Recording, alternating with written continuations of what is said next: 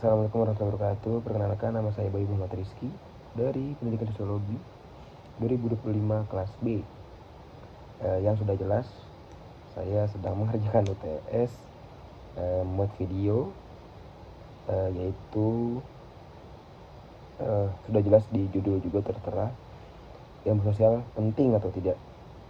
Analisis fenomena, penghapusan jurusan atau penghapusan prodi, dan dampaknya pada pendidikan Indonesia.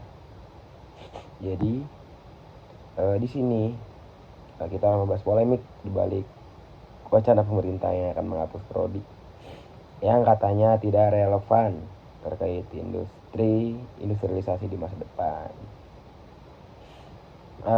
Kemarin pemerintah Indonesia melontarkan wacana penghapusan jurusan perkuliahan yang dianggap nggak relevan lagi demi tembus target pertumbuhan ekonomi, yaitu pada tanggal 25 April 2026 pada acara Simposium Nasional Kependudukan tahun 2026 di UNUD, Universitas Udayana, Bali, yaitu oleh Bapak Badri Munir Sukoco.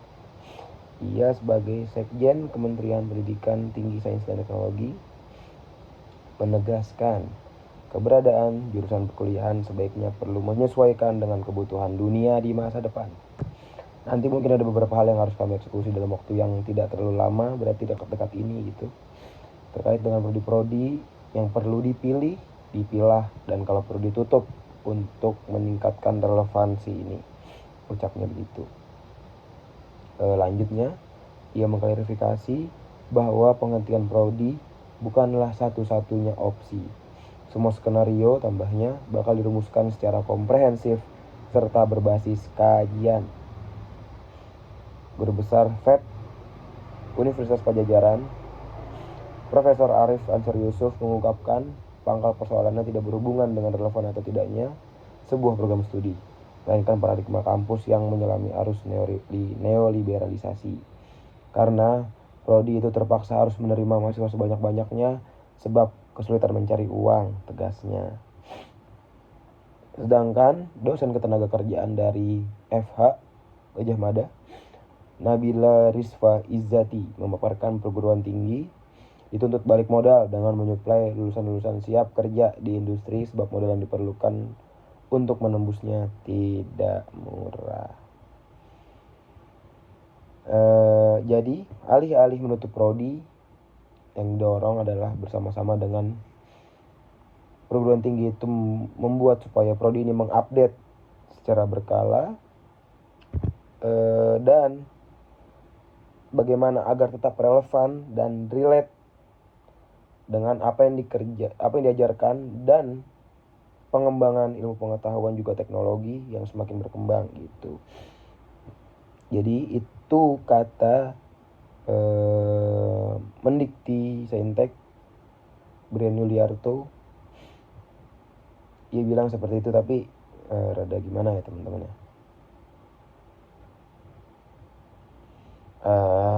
Dari itu semua pemicunya adalah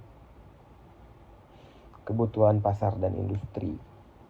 Yang pertama adalah oversupply, kata Bapak Badri. Ada dua sektor lah contohnya, katanya itu ada kedokteran serta pendidikan.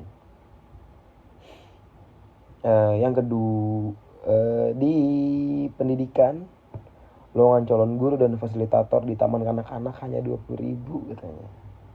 Jadi yang 470.000 tidak punya pekerjaan.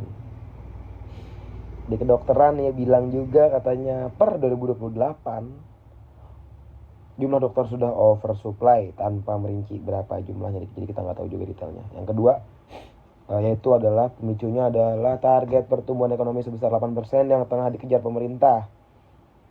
Langkah yang diambil yaitu membangun industrialisasi di bidang strategis seperti energi sampai pangan.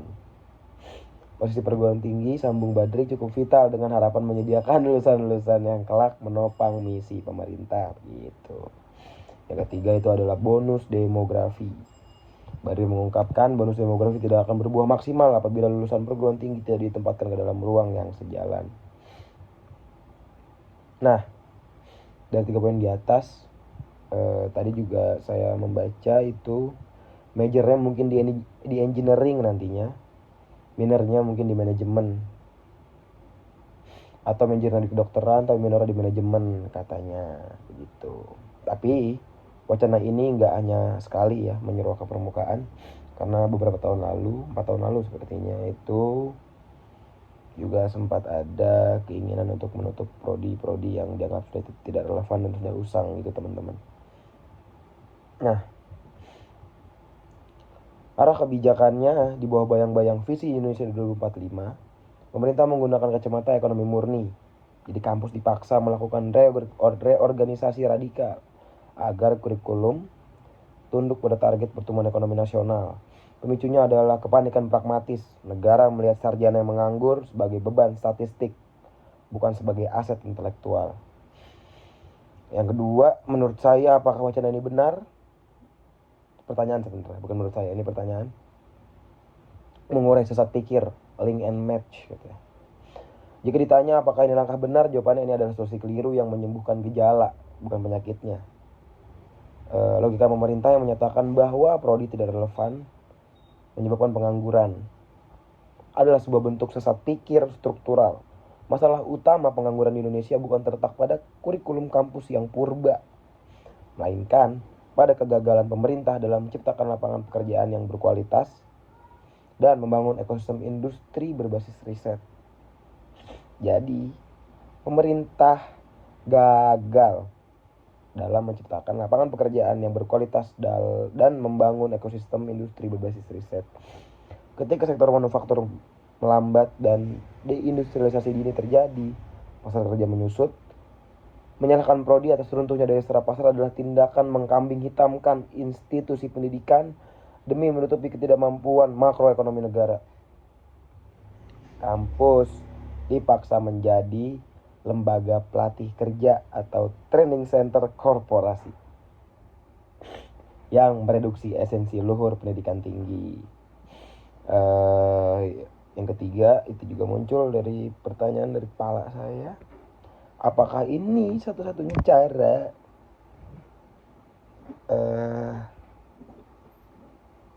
Menurut saya pribadi, tentu saja ini bukan satu-satunya cara. Menghapus prodi adalah jalan pintas paling malas yang bisa diambil oleh birokrat. Ada alternatif yang jauh lebih komprehensif gitu. Yang pertama, ada diversifikasi dan revitalisasi industri.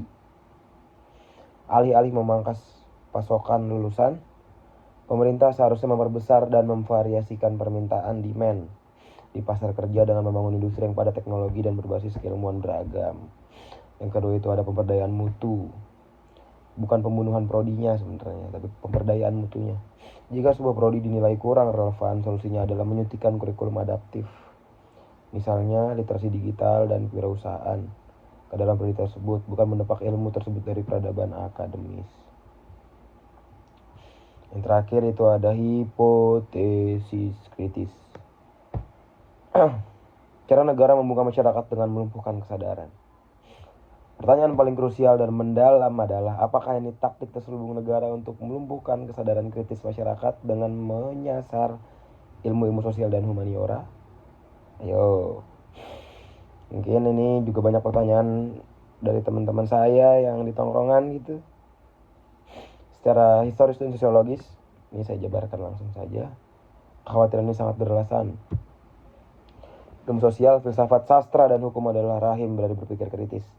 Di sanalah mahasiswa diajarkan untuk mempertanyakan kebijakan, menganalisis ketimpangan kelas, membongkar korupsi, dan menggugat ketidakadilan penguasa.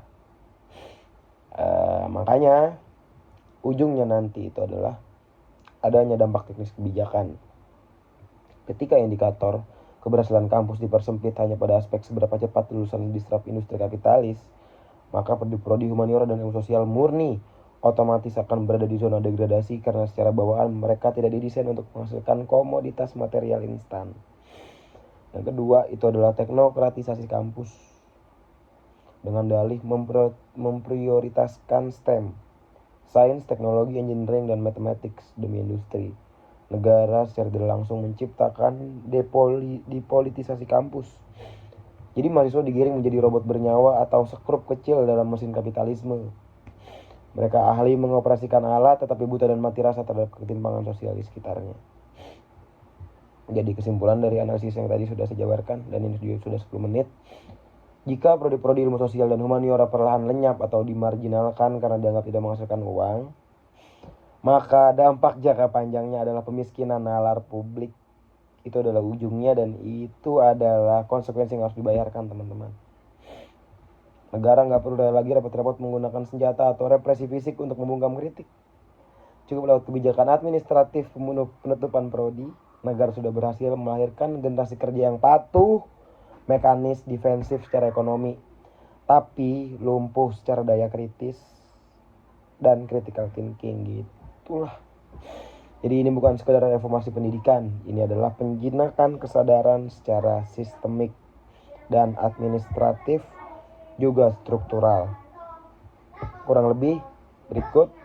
Jadi saya tidak setuju atas penutupan prodi yang diwacanakan oleh pemerintah melalui Kemdikti-Saintek, yaitu yang diucapkan oleh Bapak Badri Sukoco, Sekjen Kemdikti-Saintek pada 25 April tersebut. Saya tidak setuju. Begitu teman-teman, kurang lebih. Assalamualaikum warahmatullahi wabarakatuh.